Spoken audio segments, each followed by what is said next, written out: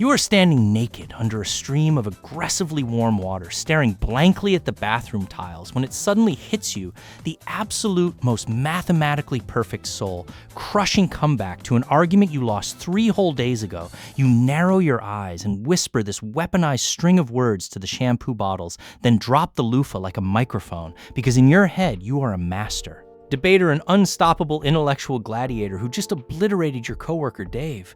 But the painful reality is Dave is miles away eating a turkey sandwich, and you are shivering in a wet puddle of your own, making it as the most universal and humiliating human experience on earth. So why is it that your brain absolutely refuses to give you the right words when someone is actually yelling in your face?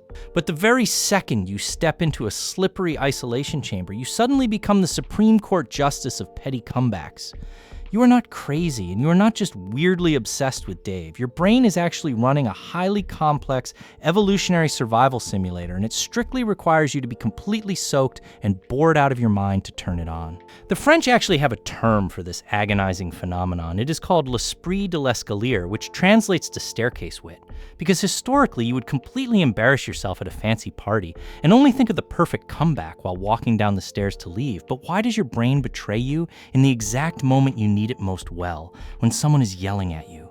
You're primitive. Ape brain does not realize it is just a disagreement over the office microwave. It perceives a mortal threat and immediately smashes the biological panic button, flooding your system with cortisol and adrenaline. This fight or flight response is fantastic if you need to sprint away from a hungry saber-toothed tiger, but it is absolutely terrible for verbal gymnastics. Your brain literally reroutes power away from your prefrontal cortex, which handles logic and your language centers, and dumps it all into your muscles, just in case you need to physically fight Dave from accounting.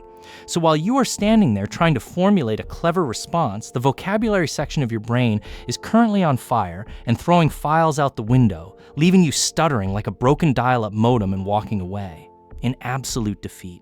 So eventually you make it home entirely defeated, and you step into the shower, allowing the warm water to wash away your dignity.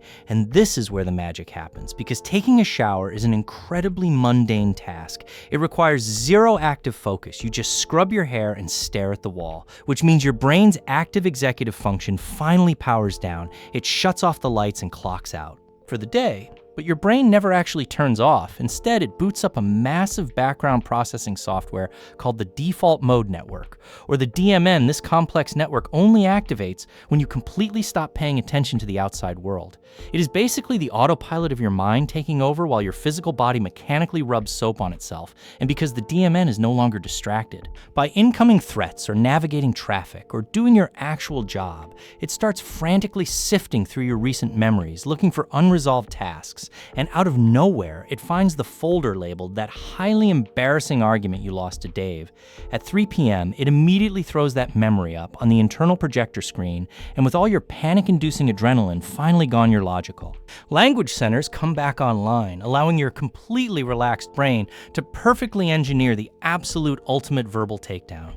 But why does your brain even care this much about a stupid disagreement over who jammed the office printer? Well, you have to remember that your modern skull is still running prehistoric survival hardware hundreds of thousands of years ago. Being part of a tribe was the absolute only way to not get eaten by giant, terrifying animals out in the dark wilderness if you got into a social dispute around thee. Campfire and lost you did not just feel mildly embarrassed, you literally lost your social status and got kicked out of the cave directly into the food chain. So from a pure evolutionary biology standpoint, losing a social argument is a literal death sentence, and your brain is utterly terrified of that happening again, which is exactly why the default mode network turns your shower into a mental boxing. Ring Your Brain is not trying to torture you. It is actively shadowboxing, making you run simulated social conflict scenarios so that the next time somebody challenges your authority, you have a perfectly rehearsed script ready to assert your dominance and keep your spot in the tribe. You are essentially doing high-stakes, prehistoric survival training while desperately trying not to slip on a wet bar of soap. So you finally deliver the devastating phantom blow to the empty shampoo bottle, and suddenly you feel absolutely fantastic. A warm wave of pure satisfaction washes over you. But why are you getting a biological reward for a fight that literally did not happen well? Here is the most ridiculous glitch in your entire nervous system.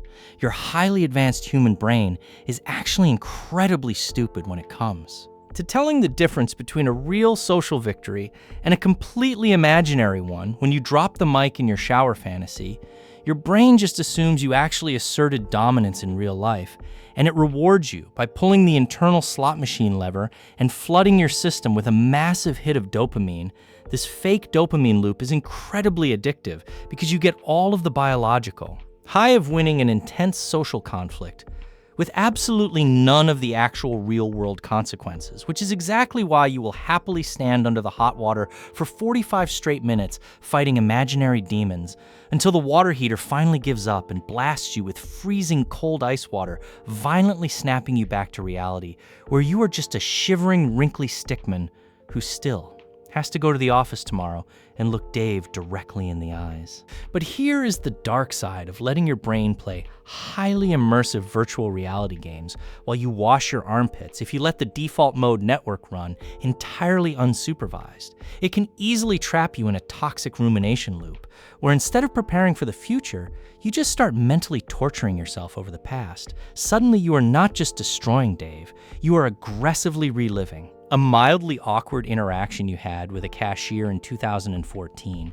and physically cringing so hard you almost pull a muscle. This is when healthy evolutionary shadowboxing turns into driving yourself completely insane, fighting ghosts you cannot punch. So how do you escape the simulator and force your paranoid brain to clock out? The secret is to forcefully reboot your sensory input you have, to shock your brain back into the physical present moment by focusing intensely on reality.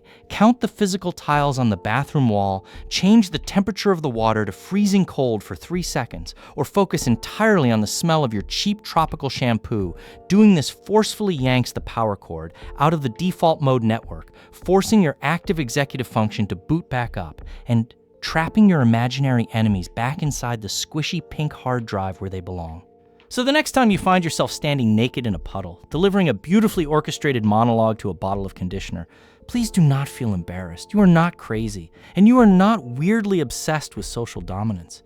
You are just an incredibly evolved primate, running highly necessary social survival updates on a wet biological hard drive. Your default mode network is just doing its job, ensuring that you never get kicked out of the corporate cave and sent into the wilderness. So go ahead and enjoy that sweet fake dopamine hit, drop the phantom microphone, step out of the shower like a conquering gladiator, and walk right past Dave with the smug satisfaction of a secret king. Just please, for the love of everything, remember to actually rinse the shampoo out of your eyes first, because nothing ruins an imaginary victory quite like sprinting blindly back into the bathroom, screaming in burning agony while your coworker watches in absolute confusion.